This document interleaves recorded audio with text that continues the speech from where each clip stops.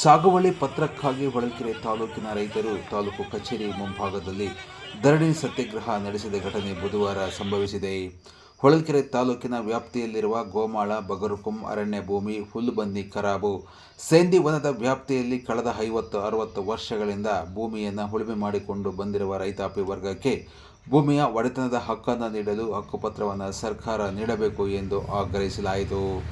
ಇದೇ ಸಮಯದಲ್ಲಿ ಮಾತನಾಡಿದ ರಾಜ್ಯಾಧ್ಯಕ್ಷ ವಾಸುದೇವ ಮೇಟಿ, ಬಗರ್ಹುಕುಂ ಹಕ್ಕುವಳಿ ಸಾಗುವಳಿ ಪತ್ರಕ್ಕಾಗಿ ಸಾಕಷ್ಟು ಹೋರಾಟ ಕೈಗೊಂಡಿದೆ. ಸರ್ಕಾರ ಮಾತ್ರ ಮೌನವಾಗಿದೆ. ಸಾಗುವಳಿ ಪತ್ರ ರೈತರಿಗೆ ಸರ್ಕಾರ ಕೂಡಲೇ ನೀಡಬೇಕು. ಭೂಮಿ ಒಡೆತನದ ಹಕ್ಕು ನೀಡಿದಲ್ಲಿ ಕೃಷಿ ಅಭಿವೃದ್ಧಿ ಸಾಧ್ಯ ಎಂದು ಒತ್ತಾಯಿಸಿದರು. ಕಾರ್ಯದರ್ಶಿ ಚೇತನ್ ಮಾತನಾಡಿ, ಸಾಗುವಳಿ ರೈತರ ಹಕ್ಕುಪತ್ರ ಪಡೆಯಲು ಸಾಕಷ್ಟು ಬಾರಿ ಸರ್ಕಾರಕ್ಕೆ ಅರ್ಜಿ ಹಾಕಲಾಗಿದೆ.